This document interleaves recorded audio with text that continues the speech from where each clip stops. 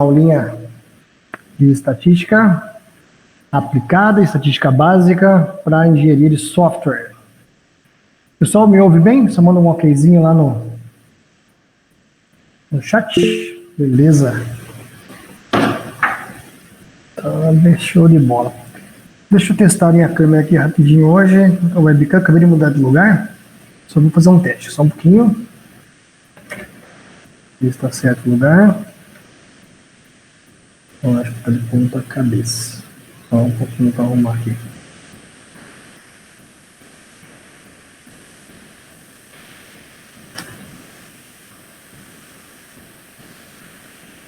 E aqui assim. Vou ajeitar nossa webcam. Vamos escrever aqui só para ver. Beleza, acho que tá todo mundo enxergando bem, né? Deixa eu só desligar também nosso... eu vi que alguém mandou ali o link, só um pouquinho que acho que você não pegou ali. Só mandar o link no WhatsApp. Lembrando que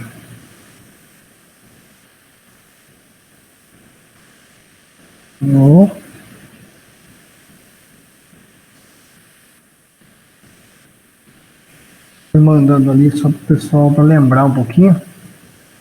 Às vezes nós esquecemos. Vou colocar aqui.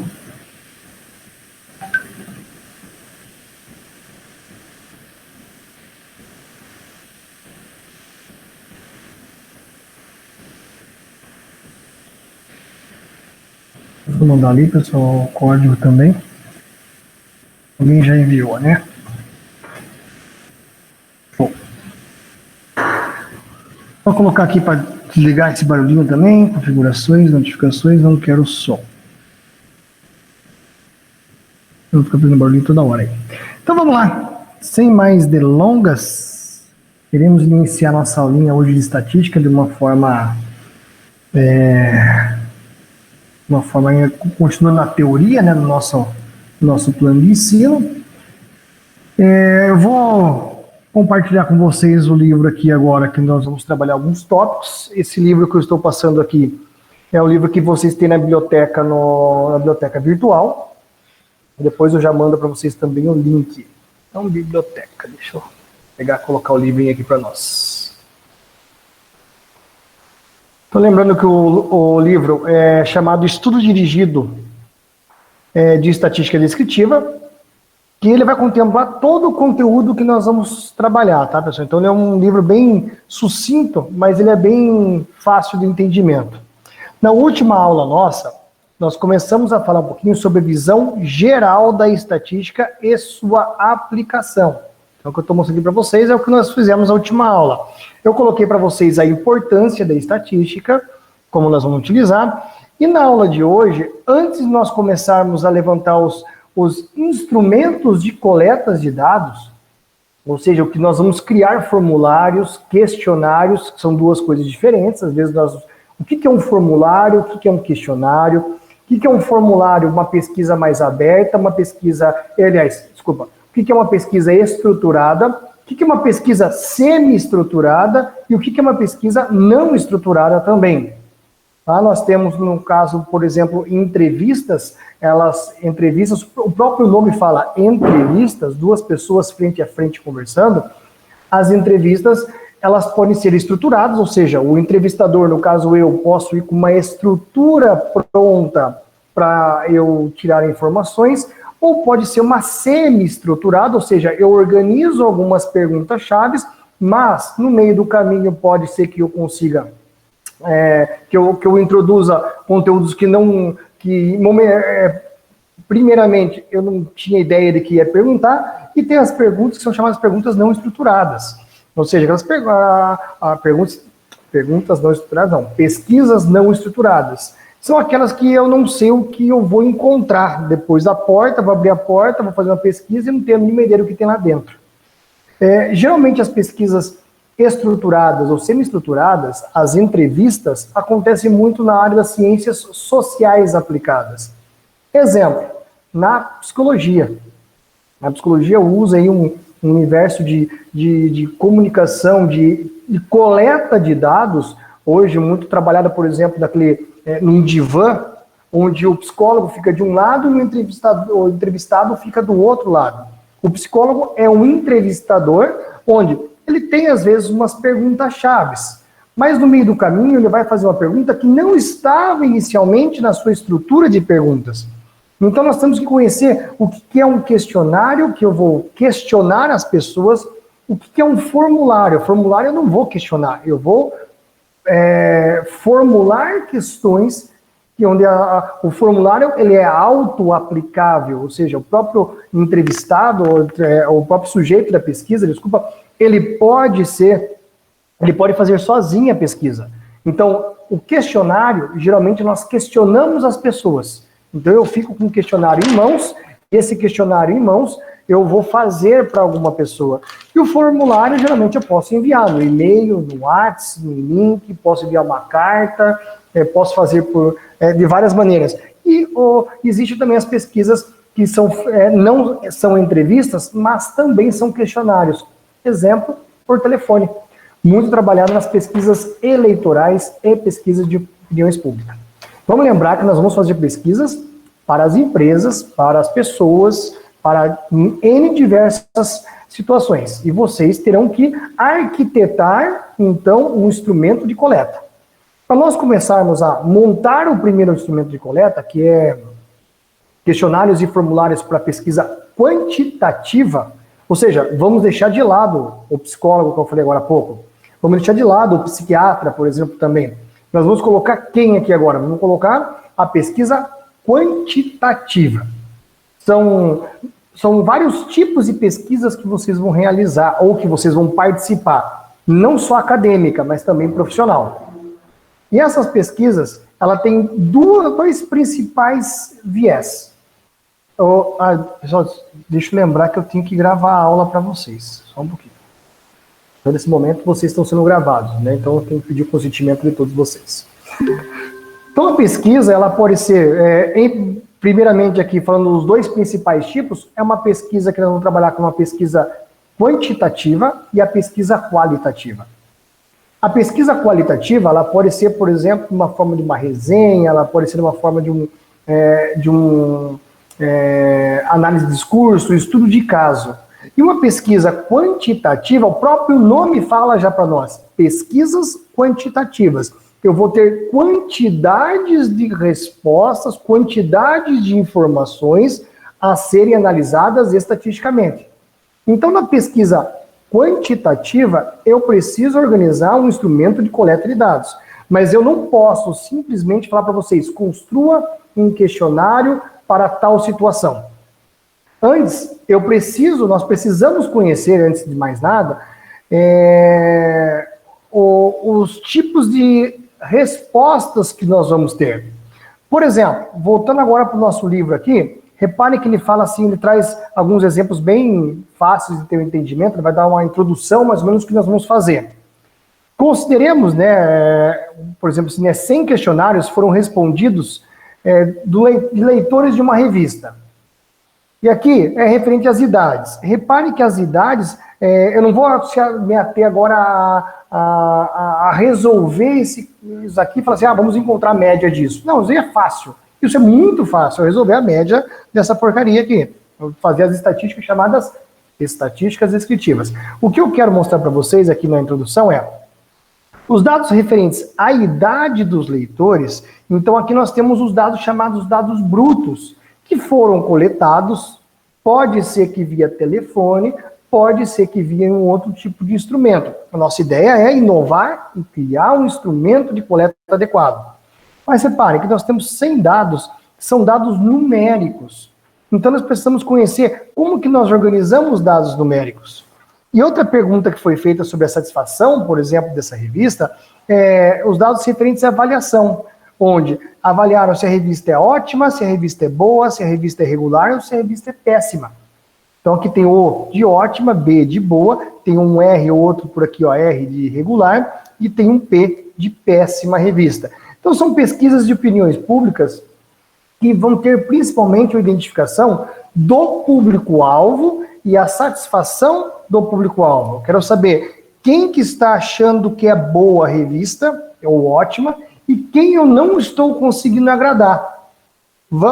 Agora, repare que nessas duas informações aqui, ela fica vaga, por quê? Porque você não sabe se a pessoa que respondeu péssima é uma pessoa que tem 65 anos ou é uma pessoa que tem 16 anos. Então eu vou fazer o quê? Organizar um banco de dados para que nós possamos fazer as chamadas correlações estatísticas também. Mas o que interessa é que as estatísticas, elas vão vir o quê? Dados brutos para que nós possamos organizar. Organizar em tabelas de frequências, organizar em tabela de frequência quando for numérico, ou seja, faixa etária, números. Eu tenho uma forma de organizar, que é essa tabela 1.1, e nós temos, quando for dados que não são números, chamados nominais, nós temos outra forma de organizar, que é essa tabela de frequência de baixo. Então nós vamos começar a construção desses relatórios estatísticos depois de fazer a coleta.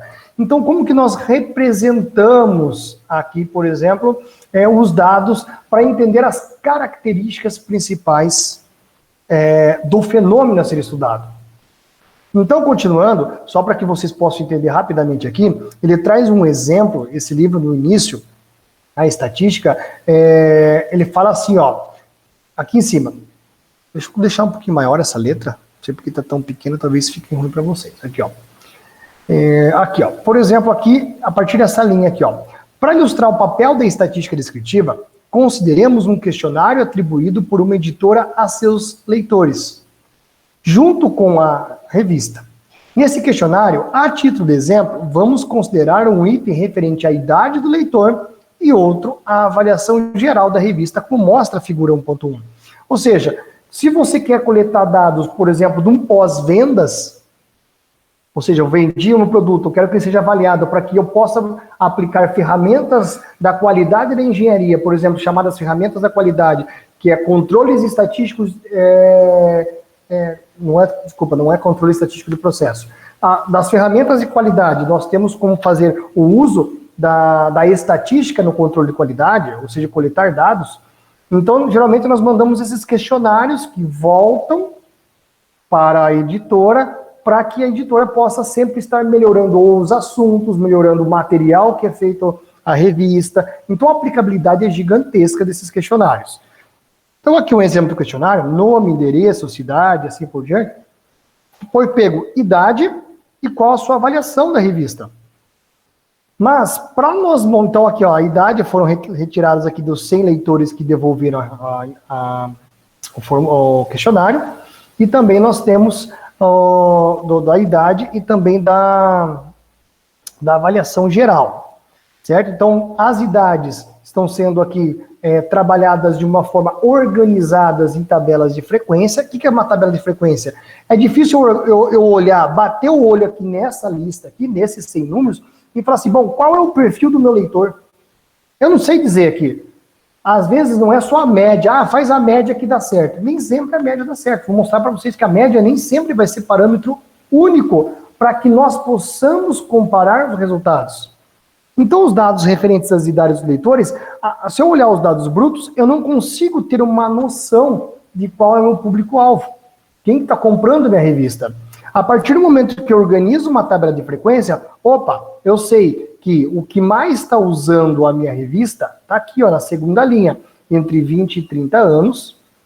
Repare que tem 30, professor, não deveria ser 29 aqui na linha de cima? É isso que nós vamos começar a aprender, a trabalhar. Aqui é 30, 30, tá certinho aqui. São chamados intervalos contínuos, abertos ou fechados. E nós vamos verificar depois. Então aqui nessa tabela eu já consigo fazer uma leitura, que a grande maioria dos leitores, ou seja, 35% dos meus leitores, estão entre as faixas de 20 e 30 anos. Seguidos de 22% estão para nós entre 30 e 40. Então a minha grande fatia, vamos dizer assim, são leitores que têm idade entre 20 e 40 anos. A outra forma de observar é gráfico. Aqui, ó, a minha grande fatia de leitores é entre 20 e 40. 25 é a média. Então aqui ela está de 10 em 10, separado no meio, então ele está vindo de 5 em 5 a nossa escala. Essas formas nós temos que também saber fazer interpretação. Na verdade, nós não vamos interpretar, nós vamos produzir informações para serem interpretadas. Outra coisa que, se nós batermos os olhos aqui nos dados brutos, reparem que nós temos o O, o B, o P e o R. Até as letras bastante parecidas para nós. Não dá para ter uma ideia se tem mais O, se tem mais B, se tem mais R. Lógico que você pode contar, mas é muito mais fácil nós organizarmos em tabelas de frequências para nós entendermos de como que está essa distribuição. Então, por exemplo, nas questões de avaliação geral, eu sei que a grande maioria, 53%, acha minha revista boa. Ótima, apenas não, ela tem um total de 34%. Então, nós temos um total de 87% do meu público está satisfeito com a minha pesquisa, satisfeito com a minha revista, desculpa. Agora, se eu tenho 87% satisfeitos, significa que eu tenho 13% que eu estou perdendo, ou para outra revista, ou não é do agrado, ou por que essas pessoas compraram, então? Se as pessoas compraram na primeira vez a minha revista, são pessoas potenciais de continuar comprando, porque ela teve o interesse de comprar. Eu tive interesse, comprei, não gostei. O que eu vou fazer? Não compro mais. Então a estatística ela vai fazer o quê? Vai permitir que essa revista faça que o seguinte, a pessoa comprou a revista, esses 13% não gostaram da revista, e o que a empresa vai fazer? Ela identifica quem são esses 13, manda uma revista depois de graça para eles, por exemplo, tentando agradar esses 13 para ganhar mais público, para ganhar mais nicho, ou para ganhar mais cliente, ter uma receita maior. Então, os dados brutos, eles serão organizados dessa forma. A construção de gráfico, repare que o seguinte, desse gráfico numérico, nós trabalhamos com uma coisa chamada histograma. O histograma, que é a distribuição para nós de frequências de dados numéricos. Número aqui no eixo vertical e números do eixo horizontal. E quando nós vamos, por exemplo, para pesquisas que não são numéricas, aí nós vamos geralmente para outros tipos de representações. Posso usar também gráfico de barras, mas aqui ele trouxe que eu quero destacar. A boa, ótima, regular e péssima, que é o chamado gráfico de setores, ou também conhecido como gráfico de pizza. Então, reparem para nós aqui que nós temos a estatística, inicialmente, nós vamos ter banco de dados, perdão. A estatística vai ter instrumento de coleta, então construção de instrumento de coleta. Segundo lugar, organização de banco de dados. Terceiro lugar, interpretação e análise do banco de dados. Em quarto lugar, representação na forma pictográfica, ou pictograma, ou na forma de figuras, para que faça um resumo e seja autoexplicativo. Então, essas 4 etapas para nós ali da estatística, elas vão ser cumpridas como objetivo aqui da engenharia de software, para que nós possamos aplicar, então, em outras áreas, né? Não só na engenharia de software. A engenharia de software vai fazer todo esse meio de campo aí para nós. Até eu, continuando aqui a compartilhamento, vou voltar para cá. Interessante aqui, pessoal, que nos livros, ele vem listas de exercícios para nós sempre. Aqui, lógico, ele está trazendo coisas esdrúxulas, simples, fáceis. Nós vamos fazer muito mais complexo do que esses exercícios aqui. Apesar de ser exercício de ensino superior, eu quero explorar um pouco mais com vocês, tá? Igual o exercício 1 diz assim, uma padaria que fabrica diversos tipos de pães está interessada em saber a opinião dos consumidores sobre os seus produtos. Para isso, o dono da padaria planeja fazer um questionário contendo algumas perguntas, que será distribuído aos consumidores. Se você fosse o dono dessa padaria, quais perguntas colocaria no questionário? Aí que é interessante, para que esse exercício introdutório ele vem assim, monte um questionário e me envie. Ou seja, vocês iam ter várias formas de questionários que poderiam surgir. O que eu vou fazer para não fazer enrolação? Falar assim, professor André, em vez de mandar para vocês, falar assim, meia hora para resolver. Não, nós vamos construir instrumentos juntos. Primeiro, eu vou passar toda a teoria para vocês. Depois da teoria, nós vamos construir um instrumento para que depois vocês possam também explorar e fazer algo muito mais complexo do que diz aqui. O outro diz, um fabricante de televisores pretende diversificar os modelos de aparelhos de televisão que fabrica, em termos de cor, tamanho, recursos e outras características, para atender às preferências dos consumidores. Com esta finalidade, um gerente foi encarregado de coordenar uma pesquisa, a ser realizada por meio de questionários distribuídos aos consumidores. Se você estivesse no lugar desse gerente, quais perguntas acharia adequadas a serem colocadas no questionário? Interessante, eu vou falar uma coisa para vocês aqui agora. Vocês, com os seus celulares, smartphones, vou só aqui rapidinho, né, colocar o meu aqui, perdeu quase a aula inteira, Adalto. Então, boa noite para vocês, né? Tenham tudo uma boa noite, um bom descanso, e para entregar daqui meia hora nosso trabalho. Dalton, eu estou fazendo a introdução no livro ali, e atrás, eu mostrando o que nós vamos fazer na aula de hoje, prática. Por enquanto, nós não temos ainda nada de formação assim mais avançada. Mas só para nós entendermos, ali a questão do questionário, a importância que traz isso daí, nós temos aqui um celular, né, da Apple, então um iPhone, e o iPhone, principalmente os celulares, vocês têm ali que ele sai, geralmente assim, muito, muito rápido, tem uma nova versão. Lança lá um celular iPhone 11. Depois de 6 meses, depois de um mês, já estão fabricando o 11 Plus. Já estão fabricando o 11 Plus XR. Celulares são para nós, chamados produtos de alta rotatividade. Ou seja, você já compra um celular e já está pensando no próximo que vai sair e você vai trocar. Antes demorávamos 2, 3 anos para trocar o celular, agora demoramos 1 ano, ou às vezes até 6 meses para trocar o celular. Tem gente que prefere trocar o celular muito rápido, tem gente que demora um pouco mais. Mas olha a importância quando eu tenho um produto de alta rotatividade e de um avanço muito rápido tecnológico. Exemplo, notebooks também. Sai lá um i5, sai um i5, segunda geração, terceira, quarta, quinta, sexta, sétima, oitava, vai para o i7. Vai para o i7, depois vai para o i7, primeira, segunda, terceira, quarta, quinta, sexta, sétima, oitava geração. Vai para o i9. Ou seja, quando você quer trocar, quando você tem um notebook para jogo e você já viu que está saindo outro melhor, o seu pode ter 1 mês de uso, você já está desejando ter aquele. Interessante que o controle sobre a parte tecnológica, ela envolve uma estatística fodástica.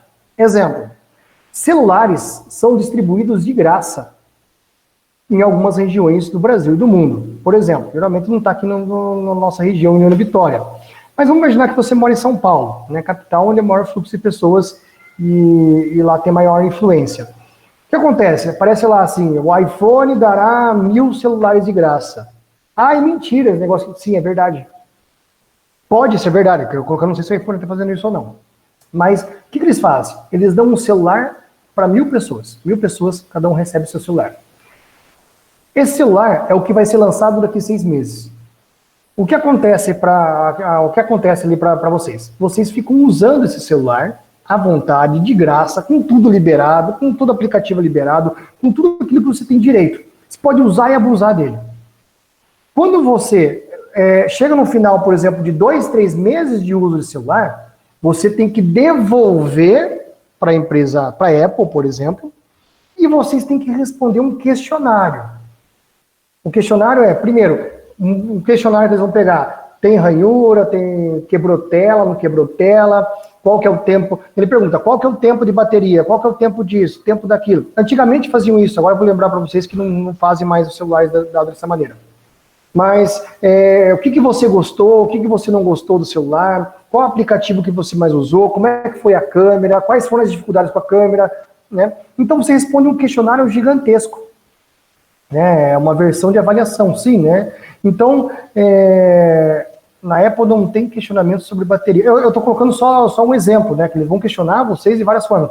Eu entrego esse celular para a Apple e respondo esse questionário, recebo um outro celular de graça, né? De novo, zero. E a Apple vai fazer o seguinte, vai verificar o que está mais do agrado das pessoas. Né? O que não está agradando esse celular novo? Ah, não agradou a bordinha arredondada. Então, no próximo vai sair bordinha mais quadrada. Então, eles pegam essas informações de todos os questionários para que seja lançado o outro acabando com as dificuldades ou com os problemas desse anterior.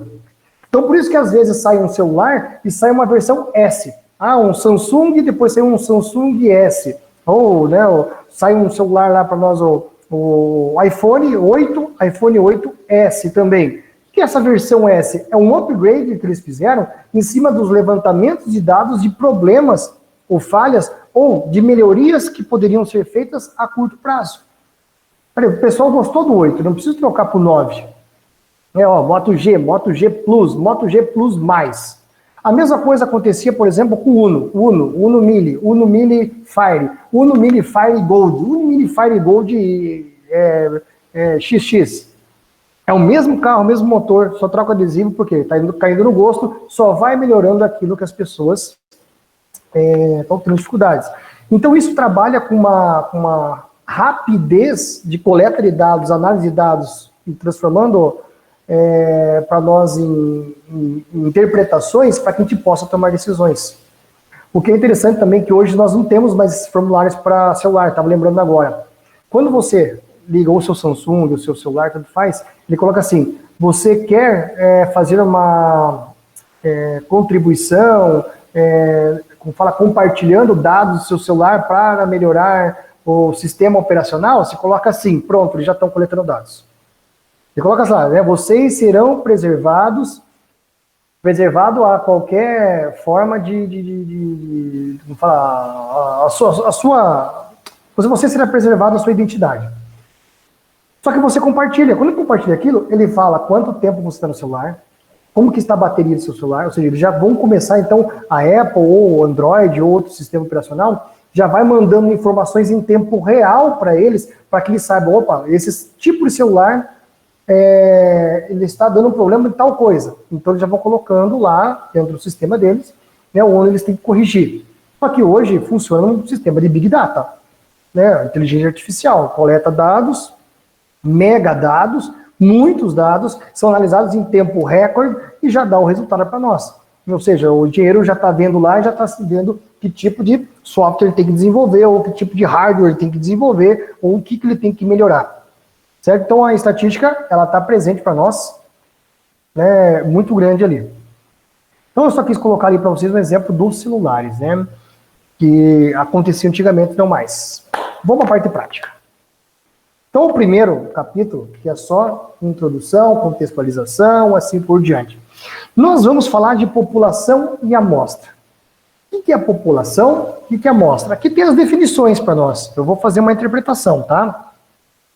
População, pessoal, nada mais é do que o seguinte, deixa eu voltar para cá.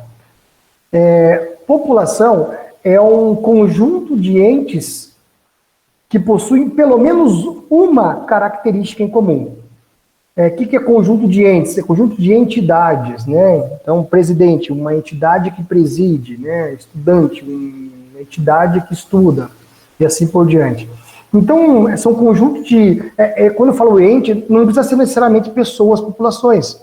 Por exemplo, eu quero saber como que é a manutenção das carteiras da Uniguaçu.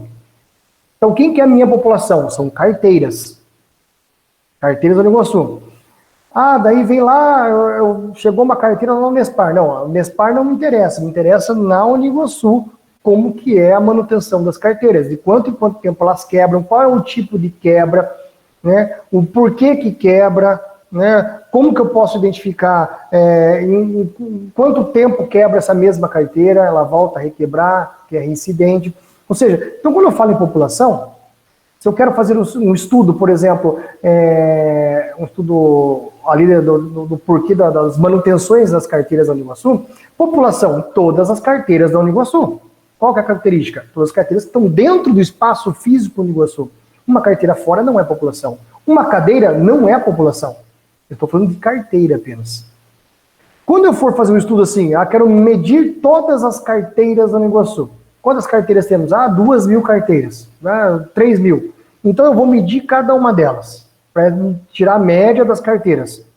Se eu for pegar toda a população, nós falamos que é uma pesquisa do tipo censitária, que é censo. Eu vou pegar 100% de toda a população. População são todas elas. Mas eu não preciso pegar 100%. Eu posso pegar lá algumas só, porque geralmente são todas iguais. O que eu posso fazer? Pegar uma amostra.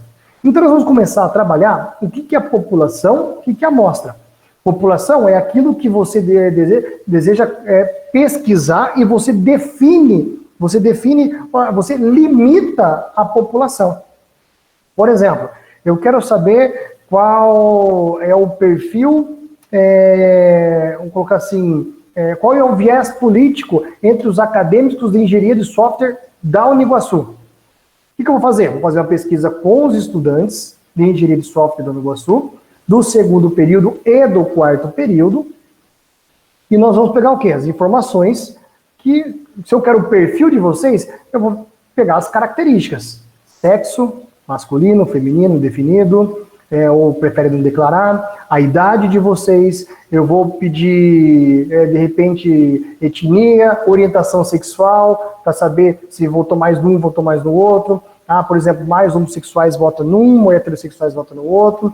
Pardos e negros, pretos, votam num, brancos, amarelos, indígenas, votam no outro, né? A pessoa que tem a família que tem o pai e a mãe tradicional vota num, a pessoa que não tem o pai, não tem a mãe, tem outro perfil, ou seja, nós conseguimos montar perfis de acordo com aquele questionário que nós vamos fazer com vocês. Então, se eu quero saber qual é a preferência política da engenharia de software do Nova Iguaçu, eu tenho os meus 80 alunos de engenharia de software, eu vou pesquisar os 80.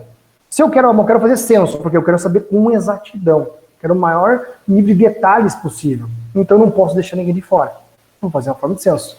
Agora eu quero saber mais ou menos, dos 43 alunos que tem aqui, 30 me responderam. Eu peguei só uma porção da população. Então é a amostra. Se vier um aluno lá de engenharia de produção para responder, não é sujeito da pesquisa. Então ele não pode responder. Então nós devemos saber limitar quem é a nossa população. Então a população, eu posso ter pessoas de engenharia de software, engenharia de produção, engenharia mecânica, engenharia elétrica, engenharia civil, são todas populações acadêmicos das engenharias da Uniguaçu. Então é uma população grande. Dentro dessa população eu posso ter uma outra população ainda, que é a população acadêmicos de engenharia de software. Aí nós vamos depois trabalhar na parte prática, vamos voltar no livro ali só para nós darmos uma olhada. Eu não quero ficar fazendo leitura no livro, por isso que eu estou tentando trazer exemplos para vocês. Vamos lá. Então aqui vai falar sobre população e amostra. Então o que é população? Reparem que a definição está aqui. Para nós, a população é o conjunto de todos os elementos, indivíduos ou objetos que tem pelo menos uma característica em comum e que está sob investigação ou estudo, ou seja, eu tenho que limitar a população com uma característica em comum, pelo menos.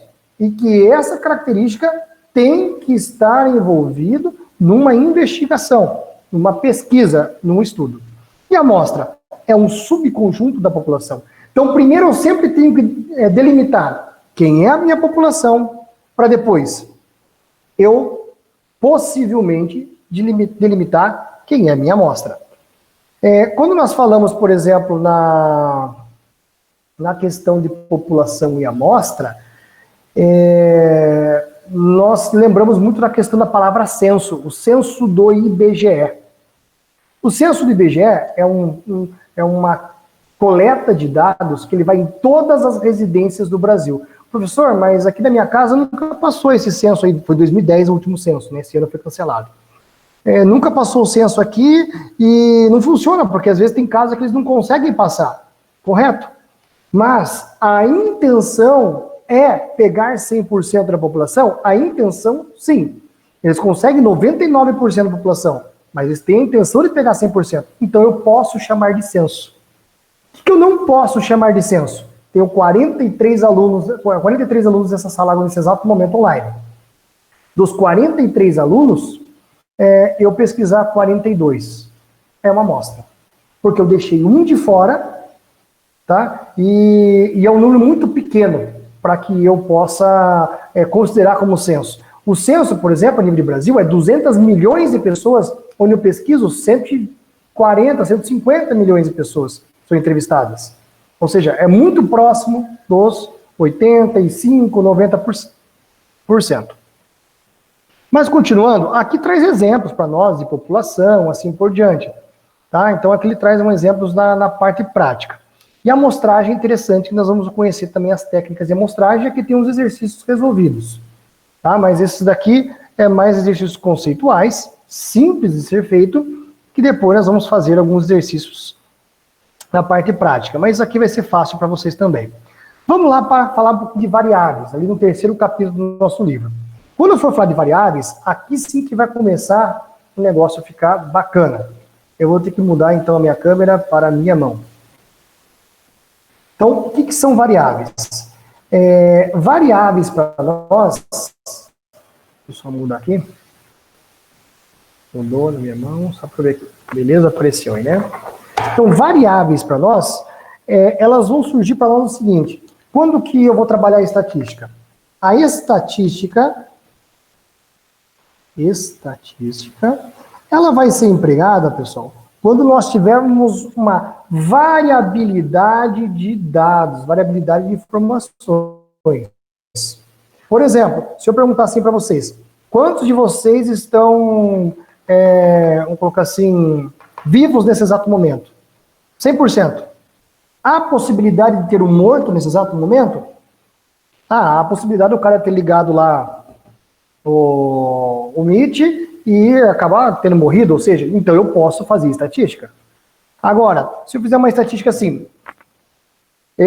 vamos fazer diferente assim para que vocês entendam. Por exemplo, hoje, quantos de vocês jogaram na Mega Sena? Uma situação, exemplo, ninguém de vocês jogou na Mega Sena. Então vamos fazer um estudo de probabilidade de qual a chance de um de vocês ganharem. Se ninguém jogou na Mega Sena, não há chance. Se não há chance, não há variável. Todo mundo é 0, 0, 0, 0, 0, 0, 0. Não variou. Então, variáveis, para a estatística, nós trabalhamos ela principalmente quando há uma coisa chamada variáveis. Essas variáveis, pessoal, elas podem ser de duas principais formas trabalhadas, que são as variáveis, chamadas variáveis qualitativas, vou colocar a palavrinha aqui para vocês, qualitativas, e as variáveis que são chamadas para nós de quantitativas. Quantitativas. Qual é a diferença dessas duas variáveis para nós? Pessoal, depois daqui eu tiro uma foto e encaminho também digitalizado no Class, a foto também de tudo aquilo que eu fizer resumo manual, tá? É como se fosse o nosso quadro, então. As estatísticas, então, possuem variáveis. As variáveis qualitativas, o próprio nome fala, é quando, por exemplo, eu tiver um questionário onde for respostas, vou colocar assim para vocês, ó, as respostas das perguntas forem nominais. Nominais. O que são nominais para nós? Quando as respostas forem em palavras. Palavras. Por exemplo, se eu perguntasse para vocês aqui, qual a cor dos olhos de vocês? Né? Então, aqui vários exemplos. Né? Cor dos olhos. É um exemplo que vocês vão responder. Cor do olho azul, amarelo, preto. Qual a cidade de origem de vocês hoje? Ou qual a cidade de residência de vocês? Eu moro em Matos Costas, Pinhão, moro em Bitoruna, moro em General Carneiro, moro em Porto Vitória. Então, quando as respostas forem nominais, ou seja, que você consegue reorganizar da forma de palavras, elas são chamadas para nós de variáveis qualitativas. E as variáveis qualitativas, nós temos a organização delas,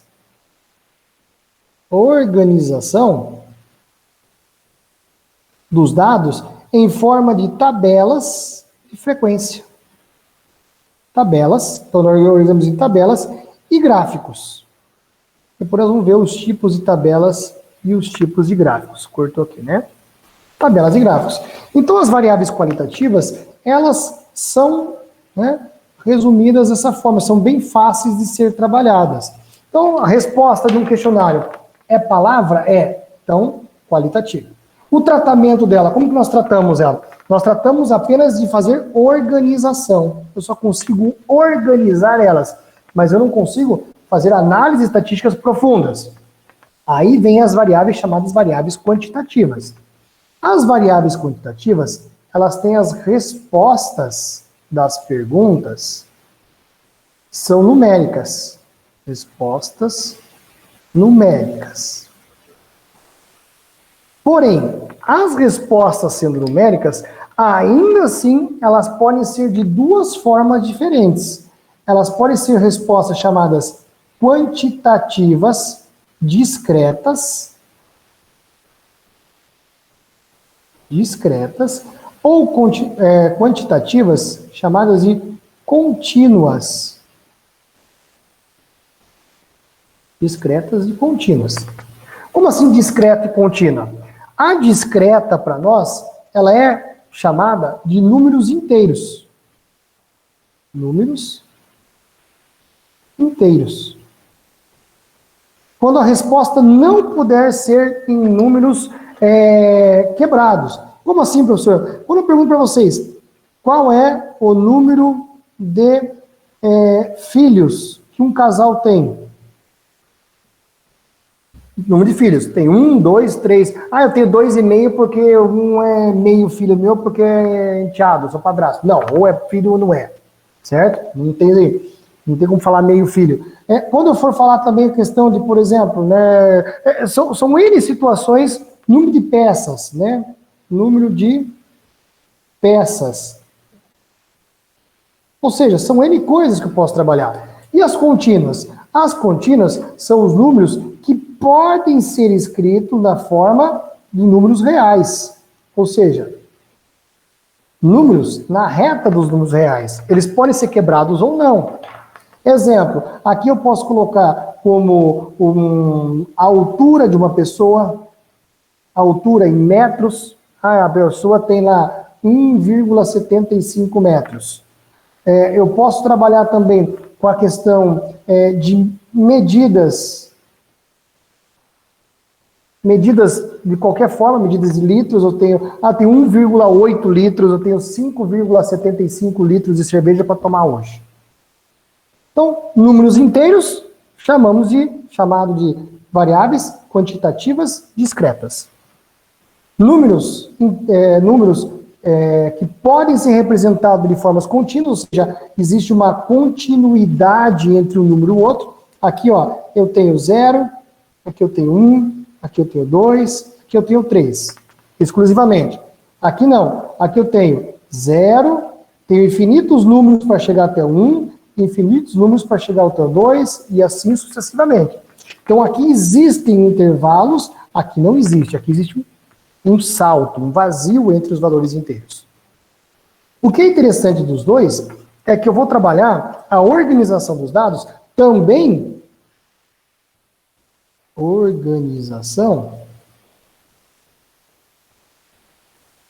em tabelas,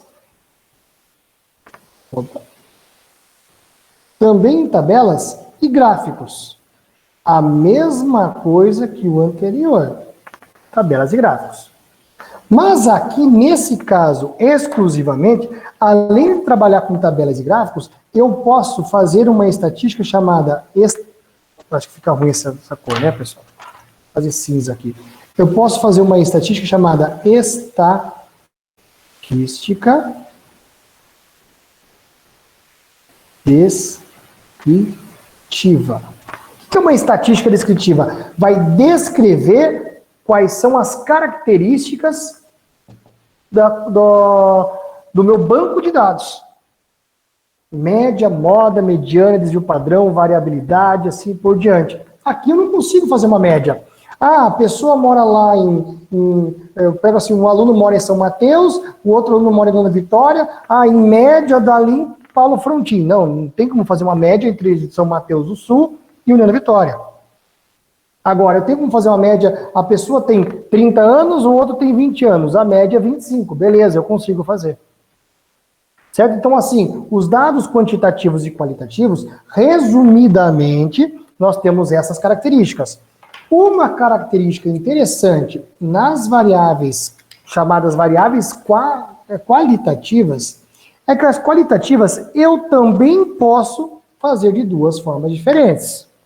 Eu posso fazer, por exemplo, as variáveis qualitativas chamadas nominais e as variáveis qualitativas chamadas ordinais ou ordinárias. Ordinais. O que são variáveis qualitativas nominais? Exemplo, quero saber qual que é o nome mais comum entre os acadêmicos da Língua Sul. João, Maria, José, Rafael, Mateus, Lucas, Ana. Então, não existe uma ordem, não existe uma organização de ordem de nomes. Eu posso colocar em ordem alfabética, mas nenhum é superior ao outro. Então, nominais, ele não possui diferença na ordem. Então, as nominais não possuem diferença na ordem. Agora, as ordinárias, elas possuem diferença na ordem, ou seja, existe uma hierarquia entre elas. Exemplo, quando eu vou trabalhar chamadas classes sociais. Eu tenho classe social alta, média, baixa. Ou seja, existe uma organização ordinária de ordem, mesmo sendo que as respostas são palavras. Ou seja, então eu consigo fazer uma hierarquia do maior para o menor, do menor para o maior, tanto faz a ordem, se ela é crescente ou decrescente, mas existe. Aqui ele fica estranho eu colocar média, alta, baixa. Ou seja, repare que eu coloquei de uma forma crescente de baixo para cima, ou decrescente de cima para baixo, se for na ordem de leitura. Mas eu coloquei na ordem. Se eu colocar média no lugar de baixa, ele começa a ficar um pouco o quê? Desconfortável de você colocar. Ou seja, existe um regramento, uma regra a ser organizado quando for variáveis qualitativas ordinárias. As variáveis quantitativas nominais, geralmente ela não possui diferença na ordem, nós colocamos o quê? Sempre primeiro o que tiver maior frequência. O que tiver maior frequência. O que aparece mais.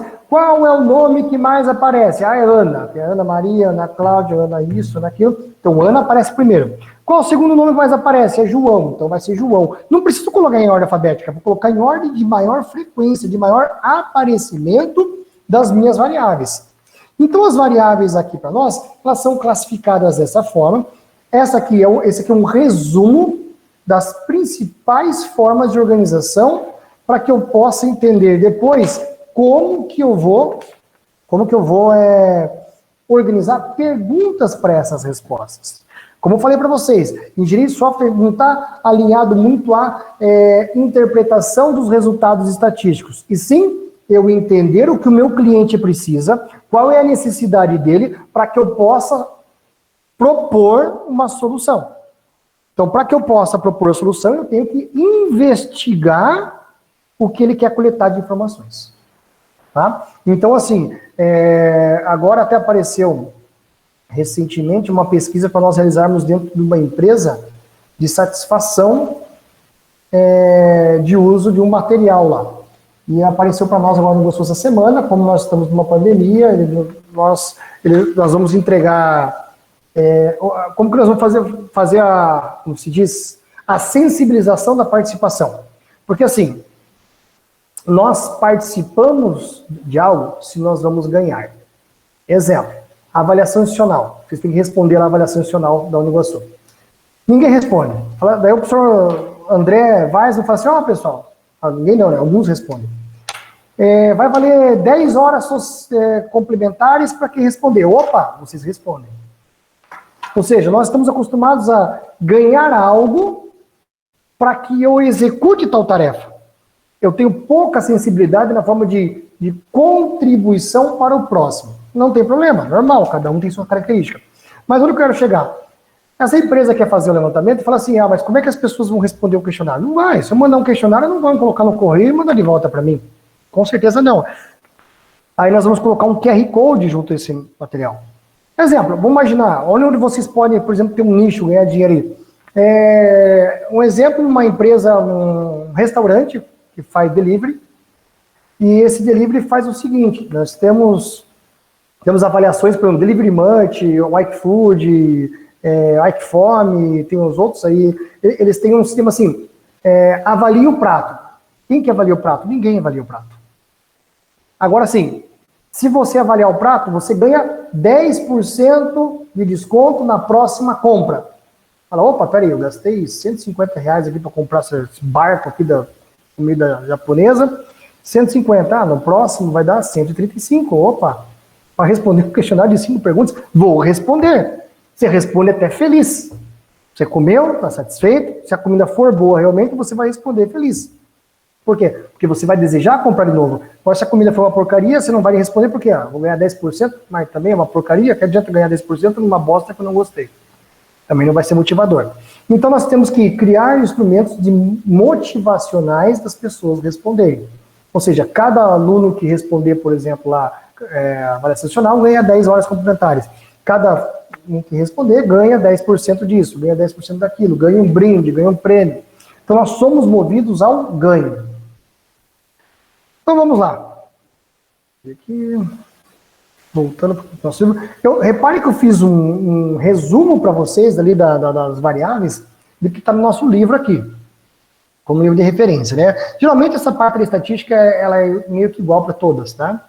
Então o que é variável, que é característica dos elementos de uma população de uma amostra, que pode assumir diferentes valores, que eu falei, tem que ter resultados que variam, sejam numéricos ou não numéricos, e que interessa o estudo. Então, variável para nós, ela pode ser numérica ou não numérica.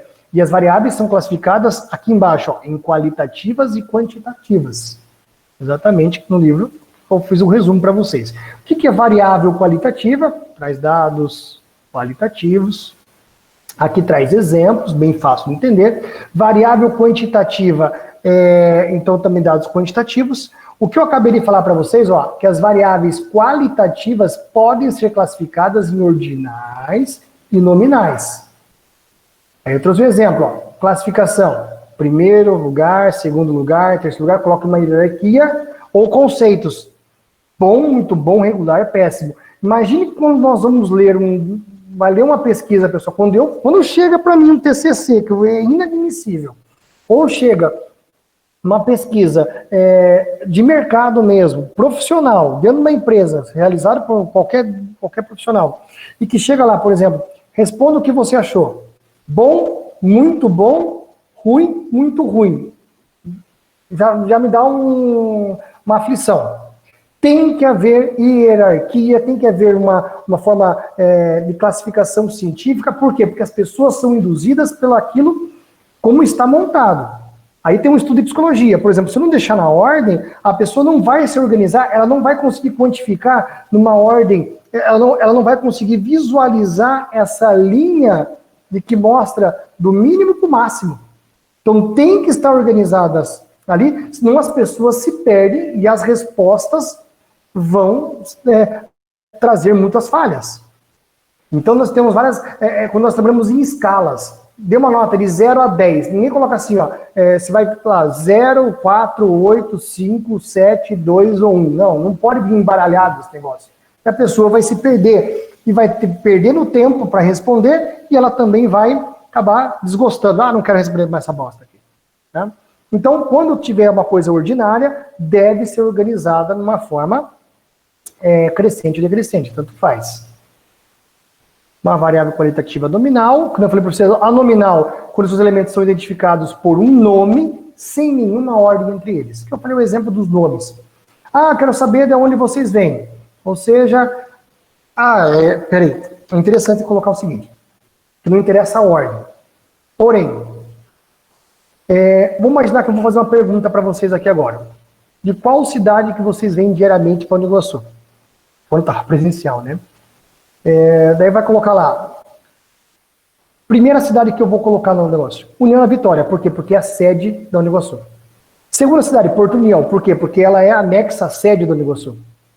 Terceira cidade, em ordem alfabética. Coloco Antônio Linto, Bituruna. Né? Daí eu coloco lá, não sei as cidades agora, Cruz Machado. Depois, General Carneiro. Eu coloco, né? Canoinhas. Calmon, Canoinhas. Depois com D não tem, com E não tem, com F não tem, com G, General Carneiro. Depois H, depois Irineópolis. Depois Irineópolis, depois Irati. Ou seja, eu coloco o que mais aparece, o que é o mais comum, União da Vitória, Porto União, e depois eu coloco em ordem alfabética. Então isso são conveniências que melhoram os instrumentos de coleta. E lembrando que vocês serão organizadores desses instrumentos. E aqui exemplo para nós também, variáveis quantitativas, discretas e contínuas. Eu acabei de falar para vocês, fiz aquele resumão lá, né? Discreta, carro vendido, não tem como vender meio carro. E a altura de pessoas, peso de recém-nascidos, blá, blá, blá. Um exemplo clássico também é quando assim, eu vou fazer você falou peso de recém-nascidos. Vocês vão desenvolver um software, por exemplo, para um hospital. Para o médico, ele tem um prontuário. E geralmente os médicos anotam tudo na mão lá, um prontuário. Agora os prontuários, os médicos mais recentes, eles querem o quê? Eles querem dinamismo. Eles querem o seguinte, eles querem na tela, completa lá o nome da criança, a idade, o tamanho, a massa, não é peso, não vou colocar errado lá, a massa da criança, ele já vai calcular o IMC, já vai dar um gráfico, pronto, o médico já vai ter a facilidade do que ficar na calculadora. Ao colocar a idade, a massa, a altura da criança, ele vai colocar qual é o medicamento, coloca, opa, viu, ó, então aqui, ó, receita, vou digitar aqui, vai estar 12 gotas de cada 6 em 6 horas, na concentração de 200 miligramas por ml. Então, assim, nós vamos facilitar a vida dele. Tudo que a gente faz, eu trabalhei também como a parte de auxiliar não, eu montei uma empresa, inclusive, de prestação de serviço de contabilidade gerencial, que é da engenharia, da engenharia de produção principalmente, contabilidade gerencial da Unimed.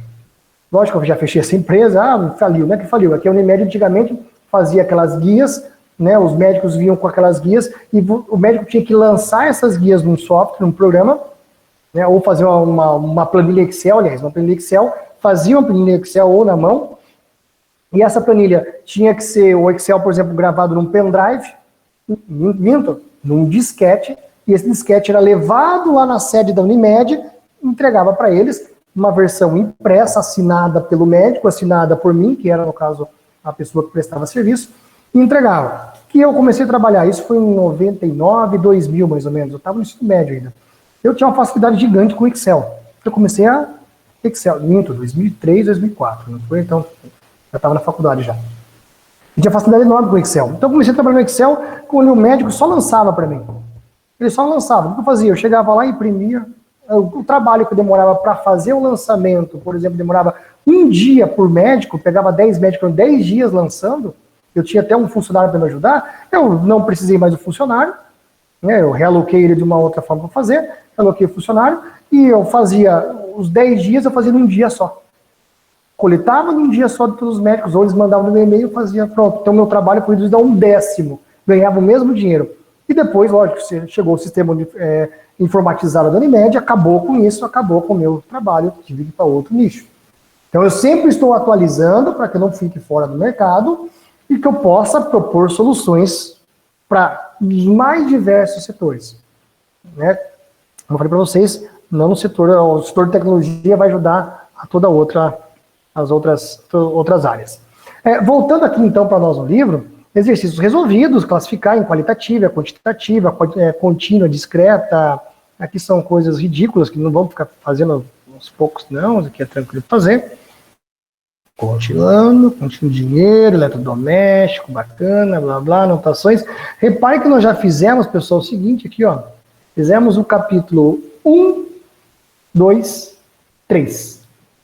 3 capítulos do nosso livro, acho que tem bastante, que é um livro de bastante volume de capítulos, tá? Então por isso que nós fizemos bastante. Nós temos 40 aulas e temos 40 capítulos, não, 36 capítulos, ou seja, tenho que trabalhar um capítulo por aula, praticamente, 40 aulas, então, ou seja, já foi 2, agora tendo mais 2, eu tenho que terminar na 4 hoje. Representação de números, aqui é a parte de matemática, quando nós tínhamos, pessoal, a questão de uso manual. Ou seja, nós não vamos trabalhar com aproximação por arredondamento, esqueçam isso daqui, vocês não vão fazer nada na calculadora. Então esse aqui, que é o 4, que é uma revisão, notação científica, vocês devem ter visto talvez, vou verificar lá em cálculo, modelagem matemática, não sei quem está dando para vocês essa disciplina, subtração, arredondamento, exercício resolvido, não, essa parte aqui do capítulo 4, nós não temos o porquê, porque eu não falei que nós vamos fazer no Excel. Então nós vamos ter que aprender bastante com Excel ali, de como trabalhar. Antes de nós trabalharmos com Excel, banco de dados, como eu falei que eu vou sair um pouquinho às vezes dos livros, nós vamos fazer o seguinte, nós vamos conhecer um pouquinho uma ferramenta que vocês já devem conhecer, lógico. Vou colocar aqui. Construção de questionário ou formulário. Eu vou construir o seguinte, eu vou construir rapidamente um com vocês, e que eu vou aplicar com vocês só para nós termos uma ideia para começar a trabalhar. Exemplo. Eu gostaria que vocês ajudassem agora e dessem uma opinião ali no chat, tá, pessoal? Eu vou trabalhar no Drive, fazer um novo formulário. Vou colocar aqui. O que é interessante, quando eu for construir esse formulário na aula de hoje, pessoal, eu quero que vocês prestem atenção, principalmente nas etapas aqui, e eu vou anotar também aqui na mão, para que depois eu possa digitalizar para vocês, não precisa na mão aqui, mas deixa eu até mudar a minha câmera, para que vocês possam acompanhar como fosse um passo a passo de macetes ou dicas para a construção, regras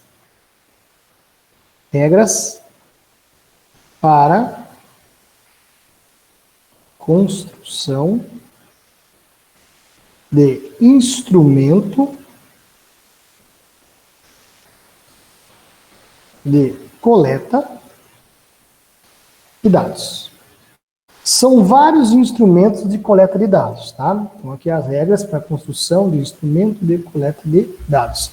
O que nós vamos trabalhar hoje é o chamado formulário, que é o mais comum, o mais utilizado por todos. Formulário para nós aqui. Então o formulário, primeira coisa que nós temos que ter nele é título. Todo formulário tem que possuir um título curto. Então aqui eu vou colocar para vocês, o título ele deverá ser curto e objetivo.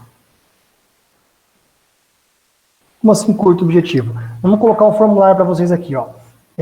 Pesquisa sobre o perfil do calouro de sistemas, sistema de informação, não, perdão, engenharia, perfil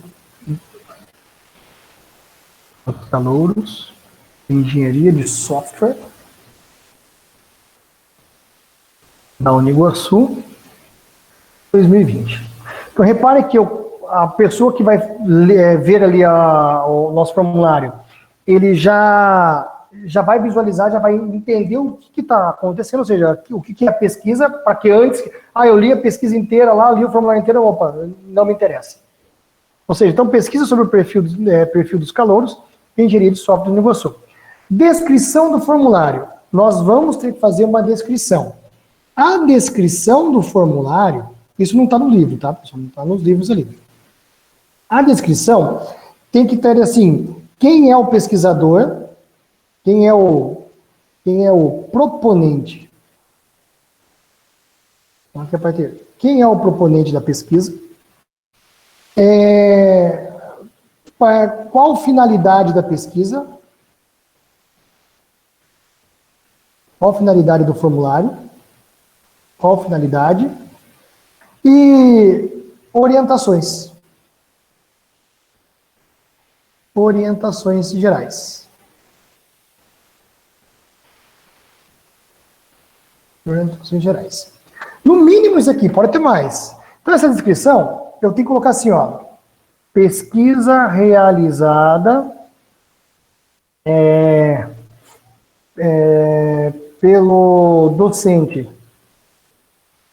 Pelo professor, né? Pelo docente. Acho que deixa eu um pouquinho maior, talvez você não esteja enxergando, né? Acho que talvez ficou um pouquinho maior e fique melhor, né? Pesquisa realizada pelo docente, pelo professor Daniel Gonzalez, da disciplina de estatística para o curso de engenharia de software da Uniguaçu. Então, eu sou proponente com a finalidade de conhecer os alunos ou alunas em relação ao perfil sociodemográfico. Não sei se é essa palavra. Sim? Pelo perfil só. Em relação ao perfil. Aqui mais. Orientações. Não serão divulgados os resultados, assim como nenhum dado pessoal será perguntado para que seja preservada a identidade de todos. Ou seja, então eu já coloquei essas 3 informações. Repare que quando eu tenho aqui o visualizar, só para nós darmos uma olhada, né? Então a pessoa vê aqui, ó, pesquisa sobre o perfil dos calouros em engenharia de software da Uniguaçu 2020. Tá, beleza, mas o que significa? O que é essa pesquisa? A pessoa ainda pergunta.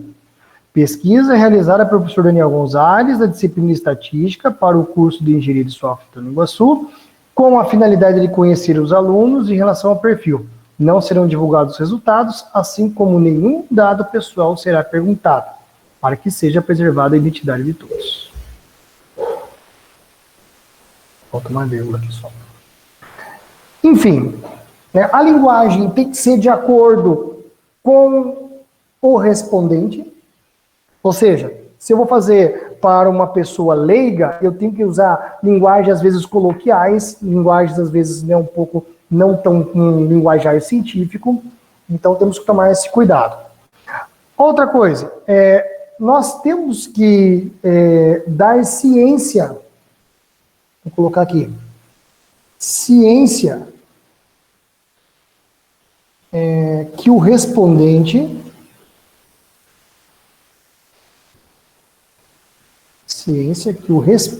estou fazendo aqui agora na minha mão, tá pessoal, só mudar ali a ciência que o respondente está de acordo.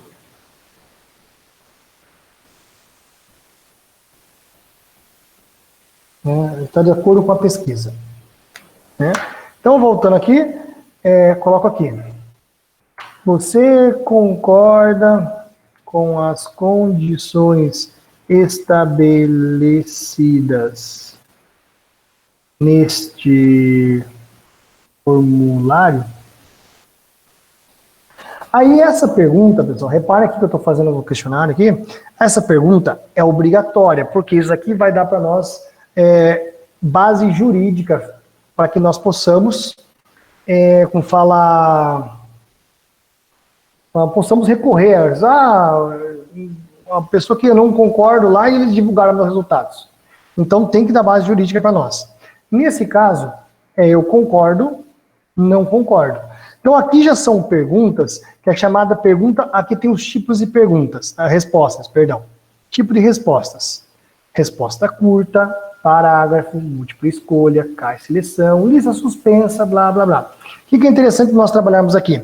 Nós vamos trabalhar com todos os tipos de colateralidades, porque isso aqui pode parecer besteira agora, mas é exatamente isso que vai entrar o conteúdo que nós vimos hoje, que é o conteúdo de variáveis. Que tipo de variável que é aqui para nós? Aqui é uma variável qualitativa, que ela não é ordinária, que ela é, para nós, nominal. Ela é obrigatória, beleza. O que é interessante colocar aqui, eu quero que a primeira coisa que aconteça, a pessoa visualize isso aqui, ó. Concorda ou não concorda? Se ela concordar, sim, eu quero que ela continue a pesquisa. Se ela colocar não, que ela finalize a pesquisa. Então isso não tem nos livros, tá? Estou fazendo aqui como se fosse um tutorial para usar ferramentas do Google, que é fantástico. E por que eu estou falando isso, pessoal? Já falei, oportunidade de vocês ofertarem serviços, muito pesquisa para o Google. Tá? Google Formulários. Porém, as pesquisas são básicas. Nós vamos aprofundar isso aqui para muito mais avançado do que essas pesquisinhas que fazem por aí. O que eu quero? Eu quero que aqui seja dividido. Então aqui tem, ó, adicionar pergunta, importar perguntas, se você já tem um banco de dados, adicionar título de inscrição, adicionar imagem, vídeo e aqui, adicionar sessão. Quando eu coloco adicionar sessão, ele fica o seguinte aqui para nós. Ele vai ter a primeira parte da pesquisa, então, se a pessoa vai trazer as informações do formulário. Até se ele for impresso, pessoal, é obrigatório ter essas informações. E depois, a ciência, isso que vai aparecer. Aí é o seguinte, ó, após a sessão 1, aqui embaixo, continuar para a próxima sessão. O que eu vou fazer? Aqui ele tem a opção ir para a sessão 1, ou seja, ele volta no início. Se você clicar sim ou não, ele vai enviar volta para o início. Ou ele vai para a sessão 2 sem título. Aqui o que é interessante nós colocarmos é o seguinte, ó. Se ele vai para a sessão 2 ou se ele vai continuar para a próxima sessão ou não, antes eu vou colocar o seguinte, ó. Ele tem aqui esses 3 risquinhos que são as opções. Descrição. A descrição é se eu quero colocar aqui, ó. Pergunta fundamental para a continuidade da pesquisa. O que seria como falar, essa descrição? Então, cada coisa que eu faço, eu dou uma olhada, ó, visualizar. Tá aqui, pesquisa, tal. Você concorda com as condições estabelecidas nesse formulário? Olha o que eu coloquei, ó. Pergunta fundamental para a continuidade da pesquisa. Sim, próxima, não, próxima. O que é interessante para nós agora é colocar, se sim, ele deve continuar a pesquisa. Se não, não deve continuar a pesquisa. Então, nesse caso, nós usamos muito gamificação aqui também, é bacana para quem gosta, lógico, gamificação simples, né? Aqui eu quero agora o próximo, ir para a sessão com base na resposta. Ou seja, o que significa isso? Assim, se a pessoa clicar em sim, ela continua para a próxima sessão. Beleza. Se a pessoa clicar em não, ela finaliza e envia o formulário. Ou seja, não pode continuar a pesquisa porque não tem ciência. Sim, continua a pesquisa. Mas às vezes a pessoa coloca não e quer continuar a pesquisa. Daí por isso que tem aqui, ó, pergunta fundamental para continuar a pesquisa. Então agora vamos testar. Teste, visualizar. Então você concorda? Sim. O que eu vou fazer? Clicar no próximo. Ele vai continuar a pesquisa, só que eu ainda não fiz, né? Tem a opção de voltar. Se eu clicar em não, ele vai enviar. Por quê? Porque não vai ter mais perguntas para nós. Clique em enviar e acabou, concluiu. Então eu tenho a opção de colocar essa continuidade. Então, vindo para cá, se ele continuar a pesquisa, se vocês continuarem, aceitarem, eu quero a primeira coisa. Eu quero agora dividir em tópicos. Por exemplo, eu posso conhecer vocês em relação a, vamos colocar assim, perfil acadêmico. Ou assim, vamos colocar assim, ó, sobre os estudos. Então vamos lá. Como assim sobre os estudos? Vamos adicionar uma pergunta aqui. Vou colocar. Sua formação no ensino médio foi? O que eu tenho que ter em mente também aqui, pessoal? Repare que quando vocês fizerem os questionários, vocês têm que fazer uma coisa chamada validação de questionário. O que é a validação? Começamos a fazer um questionário, encaminho para as pessoas, tem um erro aqui. Se tem um erro, invalida totalmente o questionário. Esquece. As pesquisas vão ser falhas. Então é interessante que a gente teste. E para que eu possa montar o questionário, eu tenho que saber quais são as possíveis respostas. Então aqui, ó. Sua formação no ensino médio foi... Quais são as opções? Integralmente no ensino privado. Eu não sei o que é privado. Barra particular. Como eu falei para vocês, às vezes tem que usar uma linguagem que fique de acordo com as pessoas, né? Então, às vezes a pessoa não sabe o que é privado e particular. Aqui, parte no ensino privado, particular, e parte no ensino público,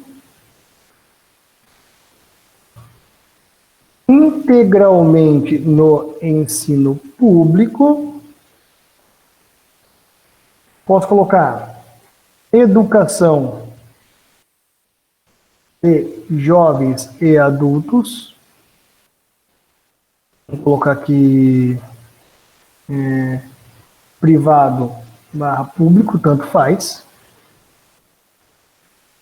E se tiver uma opção de outro, coloco outro. Professor, mas não vai ter. Pode ser que sim, pode ser que a pessoa venha de outro país, pode ser que lá tenha uma outra regra, pode ser que tem algum outro ensino, tem, por exemplo, assim, né, aprovado no Enem, aprovado no Enem. Como assim, professor, aprovado no Enem? Se você tem mais de 18 anos e cumpriu até a nona série ou oitava série antigamente, se você tem mais de 18 anos, fui só para a oitava série, tenho 18 anos, faço uma prova do Enem, se eu conseguir acima de uma pontuação, pronto, eu ganho o diploma de ensino médio, eu não preciso fazer 3 anos de ensino médio. Chamado notório saber, certo? Enseja, muito bem lembrado, ali para nós. E é interessante essa participação de vocês. Também fala assim, professor, o que mais que pode ser colocado? É obrigatório? Sim, eu quero saber o perfil epidemiológico, se é obrigatório ou não. Vamos deixar assim. Continuando, né? Enseja tem fora do país também. Por isso que eu deixei aqui, ó. Como tem vários ali, eu deixei outros, ó. Outros, por quê? Porque pode ter outras formas que nós não conhecemos. Então é interessante quando deixa outros. Só que tem que tomar cuidado. Muito outros vai ter muita variabilidade. Se eu tiver uma pesquisa, por exemplo, com 5.000 pessoas, esse outros pode ter 2.000 formas diferentes de interpretar. Aí você perde o sentido da pesquisa, que é você quantificar. Ser dados iguais. Próxima pergunta. Sua formação no ensino médio foi, tá? Outra. Você realizou o Enem? Sim ou não? Não tem lá, mais ou menos realizei. Não, ou realizou ou não realizou. Também que era a pergunta obrigatória. Aqui é interessante colocar uma descrição. Qual a descrição? Eu estou com dúvida. Agora, será que o professor quer saber se eu realizei ano passado ou ano retrasado? Vou colocar aqui. Pode ser em qualquer ano e mais de uma participação. Certo? Então, eu estou colocando aqui para vocês, né, como que ela pode aparecer. Só um minutinho, pessoal.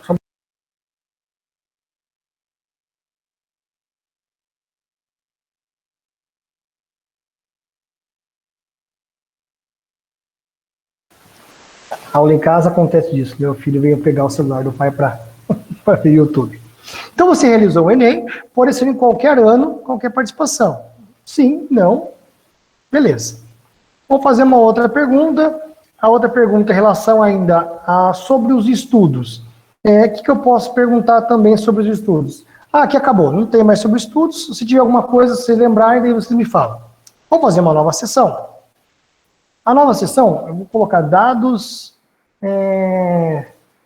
demográficos que fala, é da onde vocês vêm, assim por diante, né? Dados demográficos. Vamos pegar o seguinte, ó. Qual a sua naturalidade ou em que cidade barra estado você nasceu? Aqui eu achei interessante colocar em que localidade você nasceu. Resposta curta. Repare que às vezes aqui a inteligência artificial do Google já mostra, opa, essa pergunta geralmente, dados demográficos, acho que deveria ser, também acho que deveria ser antes das perguntas ali, né? Talvez eu mude para a seção aqui 2, eu tenho condições de alterar ela para a seção 3. Mover a seção. Vamos lá. Eu quero mover ela aqui para... Interessante, ó. Então, dados demográficos antes de estudos. Professor, não entendi bosta nenhuma. Peraí, vamos voltar para cá.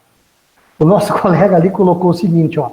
O Everton. Dados demográficos, acho que deveria ser antes de perguntas sobre o estudo. Beleza. Dados demográficos está na seção 3. E os estudos na seção 2. Então, como que eu faço para alterar? Eu venho aqui em cima nesses 3 aqui. Esquinhos. Mover a seção. Quero mover ela para onde? Dados demográficos. Ficou em segundo, sobre os estudos em terceiro. Perfeito. Então a situação apareceu aqui para nós, dados demográficos. Então eu perguntei, em que localidade você nasceu? Resposta curta. Se colocar em que localidade você nasceu, para colocar, eu nasci na roça. Tá certo a resposta? Então aqui merece uma descrição. Descrição.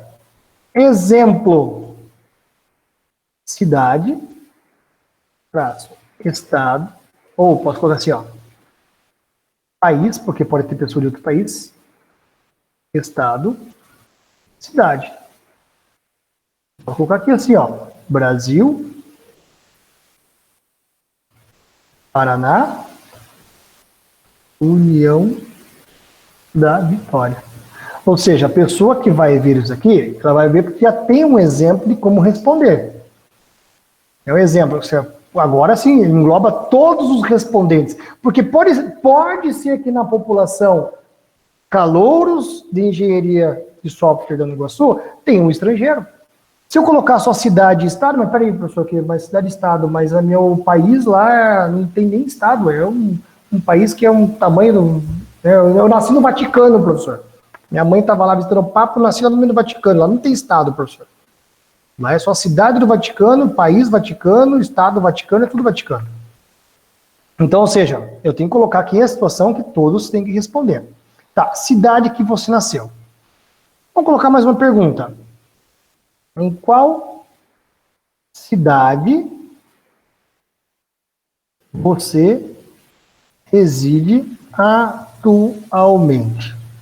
Nesse caso, repare que até deu múltipla escolha aqui. O que é interessante é o seguinte, eu posso dar aqui nesse caso as opções, porque senão vai ficar muito vago. Eu poderia colocar as principais cidades em torno do Iguaçu que vêm pessoas diariamente. Qual que é a cidade principal? União da Vitória, que é a sede. União da Vitória, Paraná. Qual outra cidade principal? Porto, União, barra, Santa Catarina. Outra cidade, agora começo a colocar, que nem eu falei para vocês. Como é o nome da cidade? Antônio Olinto, Paraná. Só os principais. Bituruna, Paraná. Posso colocar Calmon, Santa Catarina. Que mais? Canoinhas, Santa Catarina. Não lembro que qualquer coisa vocês já me lembram aí. Irineópolis, Santa Catarina. Faltou os Machado. Irati, Paraná. Cruz Machado, Paraná. Irati. Vamos colocar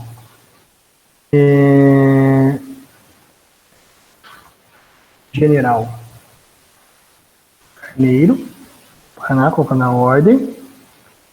São João do Triunfo, Paraná. São Mateus do Sul, Paraná. Pode ser mais alguma cidade? Pode ser Paulo Frontin, Paula Freitas, Paula Freitas primeiro, em ordem sempre alfabética. Paulo Prontinho, Paraná. Matos Costa. Rebouças. Rio Azul. Eu coloquei as principais aqui. Pode ser, eu venho lá todos os dias de Lapa. Adicionar outro. Boa ideia, então, ali, ó. Se for outra cidade, dá para colocar no texto, caixa de texto, outro. Mas repare que todas as cidades estão cidade e estado. Então, ó, em qual cidade / estado você reside atualmente? É interessante colocar aqui, então, obrigatória a resposta do aluno. Beleza? Continuando. Vamos montar mais uma pergunta aqui. A outra pergunta é: como você se desloca para vir a Uniguaçu diariamente? Bom, como você se desloca para vir a Uniguaçu diariamente? Nesse caso, aqui vai ser interessante essa questão aqui para nós terminarmos de hoje, de cavalo. Pode ser de cavalo, pode ser de carroça, né? Carro próprio, carro carona, motocicleta, posso vir de bicicleta, posso vir de ônibus circular, ou colocar assim, transporte público, de público não tem nada, ônibus fretado, no caso vocês pagam, van fretada, outro. Aí fala assim, professor, mas às vezes eu venho de carro, às vezes venho de transporte público. E agora? Agora eu posso colocar a opção caixas de seleção. O que são caixas de seleção? Que a pessoa pode anotar mais que uma resposta. Então, como você coloca diretamente para vir a Uniguaçu? Repare que se não colocar nenhuma informação, ela vai responder só uma. Nem fale, Pedro, eu estou procurando um Fusca, não consigo achar um Fusca. Na verdade, eu consegui achar um Fusca bonito essa semana passada. Eu quero comprar um Fusca, porque nem carro eu tenho, né? Então, pelo menos eu quero ter um Fusquinha agora. Então, eu vou colocar a descrição. Pode ser anotado mais que uma resposta. Então eu vou anotar de tudo porque eu já vim de tudo. Uma vez só vim de van, mas eu vou colocar que eu vim de van. O que é interessante colocar aqui mais informações. Pode ser anotado mais que uma resposta, vírgula. Porém, interessante marcar as formas mais frequentes de locomoção. Pronto, agora ficou bacana. Só para terminar a aulinha de hoje, então nós estamos começando a montar um questionário. Vamos visualizar. Concordo? Sim. Vamos para a próxima. Em qual localidade você nasceu? Senhor Daniel, Piracicaba. Não sei se vocês conhecem ou não. Opa. Brasil. São Paulo. Piracicaba. O único defeito de São Paulo, o estado de São Paulo, é não se chamar Corinthians. Em qual cidade do estado você reside atualmente? Resido em Porto União. Não dá para anotar mais que uma. E mais. Como você se desloca para vir ao Uniguaçu diariamente? Pode ser anotado mais que uma. Faltou um, mas não coloquei. E eu mesmo vou. Eu vou de carro próprio às vezes. Mentira, não tenho carro, é o carro da esposa, mas é o carro dela. Às vezes eu vou a pé.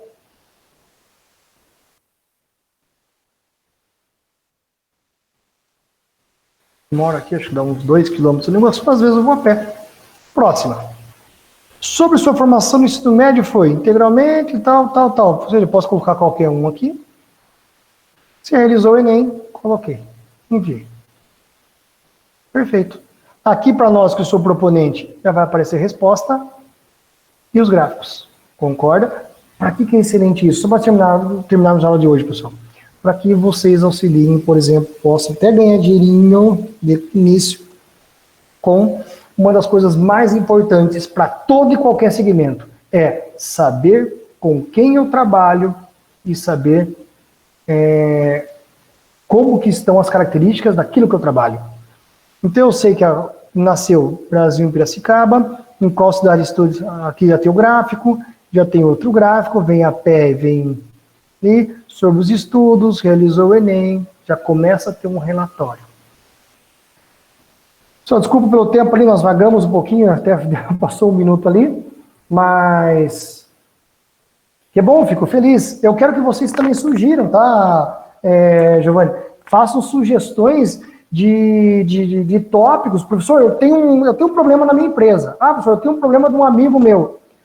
Se vocês quiserem, em cada aula, vocês podem trazer algo, pessoal, que agora que eu não estou aparecendo, podem trazer algo que eu possa trabalhar na parte prática, possa auxiliar vocês, tá? Professor, a minha empresa, ela quer coletar dados, 3 perguntinhas lá, fazer tal coisa. Se quiser conversar comigo no privado também, manda um WhatsApp para mim, eu vou verificar o que é o problema com vocês antes de começar a aula, para não perder a aula. Eu vou verificar o que é, às vezes assim, professor, mas não quero que fale que sou eu que passei para você, não tem problema nenhum. Professor, tenho esse problema para resolver dessa forma. O professor entende como uma solução?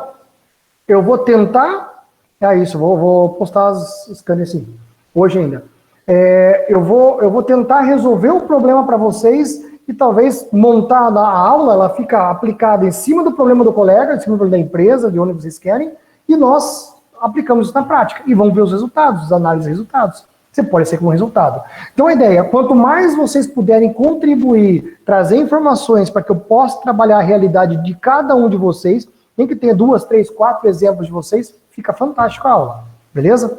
Então quando vocês tiverem algo para contribuir, sempre nos procurem, pode ser antes ali, para que eu possa preparar a aula, sempre um dia antes, pelo menos, para preparar a aula para aquele tópico para que a gente possa abordar. Beleza? Pessoal, vou fazer chamada por todos os que estão aqui presentes, eu tenho agora um comando aqui no meu Meet, que consigo tirar a informação aqui. Então, tenham todos uma boa noite, uma boa aula, as 2 últimas, e bom descanso.